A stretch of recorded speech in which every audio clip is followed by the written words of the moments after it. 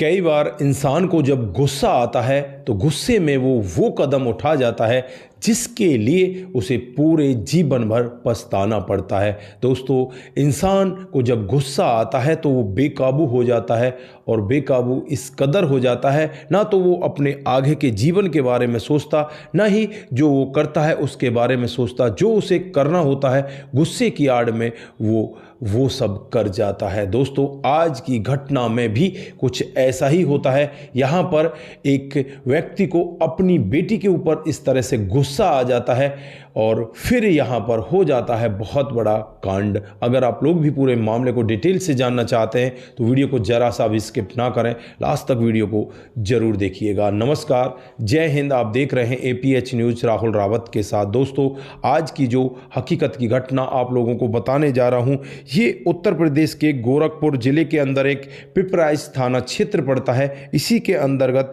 सोहरिया गांव आता है। दोस्तों, यहीं पर रहने वाला कमलेश भारती, जिसकी उम्र 48 साल होती है, जो विदेश कमाने के लिए गया हुआ होता है और पिछले 1 महीने पहले ही वो अपने गांव, अपने घर, अपने देश में लौटता है। दोस्तों, उसकी पत्नी मनोहरमा और उसकी 2 बेटियां होती हैं, 2 बेटे होते हैं और जो बड़ी वाली बेटी होती है उसकी शादी ये पहले ही कर चुका होता है। छोटी वाली बेटी का नाम नेहा भारती होता है। उम्र यही करीब 23 साल होती है। इनके पास कुछ अपनी पुश्तैनी ज़मीन होती है, उस पर ये खेती बाड़ी भी किया करते।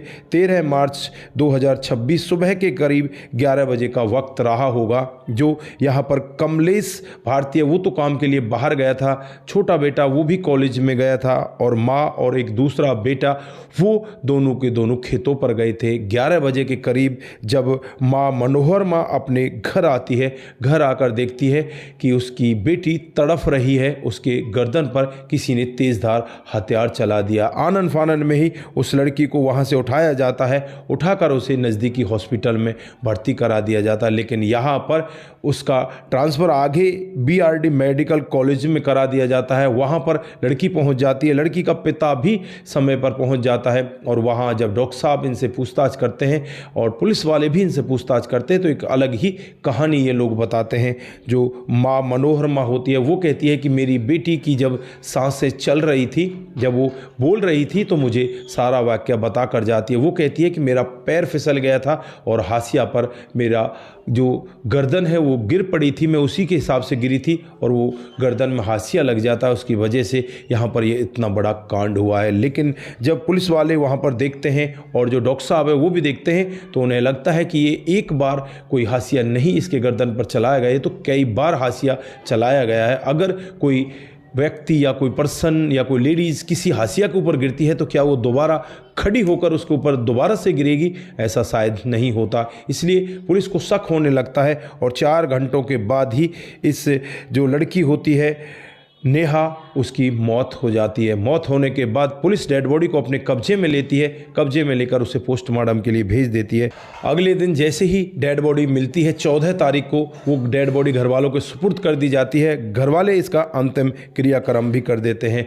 अब यहाँ पर पुलिस जांच पड़ताल में लग जाती है, आसपास के लोगों से पता करती है तो पता चलता है कि जो नेहा है उसका किसी लड़के के साथ अफेयर है। ये तो पता नहीं वो लड़का है कौन। और फिर यहाँ पर जो पुलिस है वो नेहा की कॉल डिटेल को निकालती है और जब कॉल डिटेल निकाली जाती है तो उसमें एक नंबर आता है, जो नाम होता है अंकित कुमार, जो पिछले 8 महीने पहले से ही इस नेहा के साथ संबंधों में आता है, नेहा के साथ बातचीत करता है। जब पुलिस अपनी जांच पड़ताल का दायरा आगे बढ़ाती है और उस माँ से पूछने लगती है, मनोहर माँ से, कि वो हाशिया कहाँ है जिसके ऊपर तुम्हारी लड़की गिरी थी। अब वो हाशिया ये दे नहीं पाते तो पुलिस का शक यकीन में बदलने लगता है और फिर यहाँ पर पुलिस मनोहर माँ और उसके पति कमलेश भारती दोनों को गिरफ्तार कर लेती है। गिरफ्तार करने के बाद जब पुलिस सख्ती के साथ पूछताछ करती है तो एक ऐसा सत्य वहाँ पर देखने को मिलता है जिसे देखकर हर कोई व्यक्ति दंग हो जाता है। दरअसल यहाँ पर अंकित कुमार के पास भी जाया जाता है, उससे भी बातचीत होती है। अंकित कुमार यही कहता है कि बस मेरा उसके साथ प्रेम प्रसंग था, मुझे नहीं पता कि उसके साथ में हुआ क्या है। अब यहाँ पर पुलिस माता पिता से सख्ती के साथ पूछ रही होती है। पहले तो माता पिता वही कहानी दोहराते हैं, लेकिन जब पुलिस का रवैया उन्हें बदलता हुआ दिखाई देता है तो वो टूटते हैं और एक ऐसा सत्य बताते हैं। दोस्तों, दरअसल जो ये मनोहर माँ है वो अपने बच्चों के साथ यहीं पर रहा करती है, और जो कमलेश भारती है वो विदेश में कामकाज करने के लिए चला जाता है। जब इसकी बड़ी बेटी की शादी हो जाती है उसके बाद से ये विदेश में कामकाज करने लगता है और वहीं पर रहकर ये पैसे भेजने लगता है। 8 महीने पहले ही जो लड़की है यहाँ पर नेहा भारती, उसकी निगाहें एक लड़के के साथ में भिड़ जाती हैं जिसका नाम अंकित कुमार होता है। उसके साथ वो इस तरह के संबंधों में हो जाती है। दोनों एक दूसरे के साथ जीने मरने की कस्में खाने लगते हैं, शादी करने का वादा करने लगते हैं। और 1 महीने पहले जब कमलेश घर पर आता है तो उसे कुछ शक हो जाता है। शक की वजह से ही वो अपनी बेटी को समझाता है और कहने लगता है कि बेटी, फालतू की बातों में ध्यान मत दे, तू ज़्यादा फ़ोन पर बातचीत मत किया कर, तू अपने काम से काम रखा कर। बेटी यहाँ पर अपने पापा को उल्टा ही जवाब देती है और कहती है कि मैं कहीं फालतू की कोई बातें नहीं करती। पिता को बुरा तो लगता है लेकिन पिता यहाँ पर चुप हो जाते हैं और फिर धीरे धीरे समय बीतने लगता है। फिर एक दिन का वाकया होता है जब पिता देखते हैं कि बेटी किसी लड़के के साथ बातचीत कर रही है तो पिता का जो शक था वो यकीन में बदलने लगता है। पिता अपनी बेटी को समझाते हैं और उससे कहते हैं कि तू बहुत गलत जगह पर जा रही है बेटी, तू यहीं पर अपने कदमों को थाम ले, नहीं तो ये तेरे लिए अच्छा नहीं होगा। लेकिन बेटी मानने वाली होती ही नहीं। दोस्तों, फिर यहाँ पर 13 मार्च 2026 सुबह के करीब 10 बजे का वक्त रहा होगा जब घर पर ये लड़की अकेली होती है। इसका पिता जब घर पर आकर देखता है तो उसकी बेटी अपने बॉयफ्रेंड से बातचीत कर रही होती है।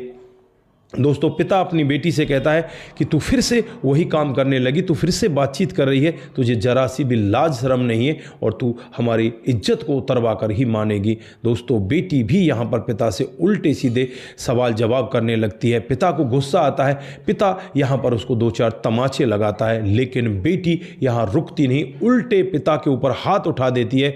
अब पिता को लगने लगता है कि ये बेटी तो तुम्हारी इज्जत को उतार कर ही मानेगी। फिर वहीं पर पड़ा हुआ हाशिया उठाता है और हाशिए से इस अपनी बेटी की गर्दन पर ताबड़तोड़ 2-3 बार वार कर देता है और फिर यहां से चुपचाप दूसरी जगह निकल जाता है। जब पत्नी आती है, पत्नी अपनी बेटी की ऐसी हालत को देखती है तो आनन फानन में ही वो शोर मचाने लगती है। शोर को सुनकर अड़ोसी पड़ोसी इकट्ठा हो जाते हैं और इकट्ठा होने के बाद इसे नज़दीकी हॉस्पिटल में ले जाया जाता है। पिता के पास फ़ोन किया जाता है, पिता भी अपने घर आ जाता है। उसके बाद जो कॉलेज होता है BRD कॉलेज, जब रास्ते में जा रहे थे तो पति पत्नी एक ही साथ बैठे हुए थे। आपस में जो पति होता है अपनी पत्नी को पूरी बात बता देता है, किस तरह से इसको मैंने ही मारा, किसी और ने इसके साथ में कुछ नहीं किया है। दोस्तों, पत्नी भी अब यहाँ पर अपने पति की बातों में आ जाती है और फिर यहाँ पर ये प्लानिंग बनाते हैं। प्लानिंग के तहत ही झूठ बोला जाता है कि किस तरह से ये लड़की हाशिया पर गिर जाती है जिसकी वजह से इसकी गर्दन में चोट लगती है। लेकिन पुलिस को उसी समय समझ में आ गया था कि ये लोग झूठ बोल रहे हैं। फिलहाल के लिए यहाँ पर पुलिस ने इन दोनों को गिरफ्तार कर लिया है। जो कमलेश है उसे भी गिरफ्तार कर लिया गया है, जो मनोरमा है उसे भी गिरफ्तार कर लिया गया है। मनोरमा को इसलिए गिरफ्तार कर लिया गया क्योंकि वो इस सब में अपने पति का साथ दे रही थी और वो झूठ बोल रही थी। दोस्तों, फिलहाल यहाँ पर दोनों की गिरफ्तारी हो जाती है, दोनों को जेल के अंदर बंद कर दिया जाता है। लेकिन जब आसपास के लोग इस पूरे मामले को सुनते हैं तो हर कोई व्यक्ति सोचने के लिए मजबूर हो जाता है कि यार यहाँ पर कमी तो बेटी की भी थी, लेकिन पिता को ऐसा नहीं करना चाहिए था। बेटी यहाँ पर अपने पिता के ऊपर हाथ उठा रही थी, गुस्से की वजह से पिता ने अपनी बेटी को इस जहां से विदा कर दिया। दोस्तों, यहाँ पर पिता से भी जब बातचीत की जाती है तो वो यही कहते हैं कि मैं अपनी बेटी को मारना नहीं चाहता था, लेकिन उसने मुझे गुस्सा ही इतना ज़्यादा दिला दिया था, इस वजह से मैंने ये कदम उठाया। तो दोस्तों, आप लोग यहाँ पर क्या कहना चाहते हैं? आपकी जो भी राय है एक बार कमेंट बॉक्स में ज़रूर दीजिएगा। आज के लिए बस इतना ही, फिर मिलते हैं किसी नए मोड के साथ। तब तक के लिए आप अपना ख्याल रखें, परिवार का ख्याल रखें, सतर्क रहें, सावधान रहें, रिश्तों की अहमियत को ज़रूर समझें। नमस्कार, जय हिंद, जय भारत।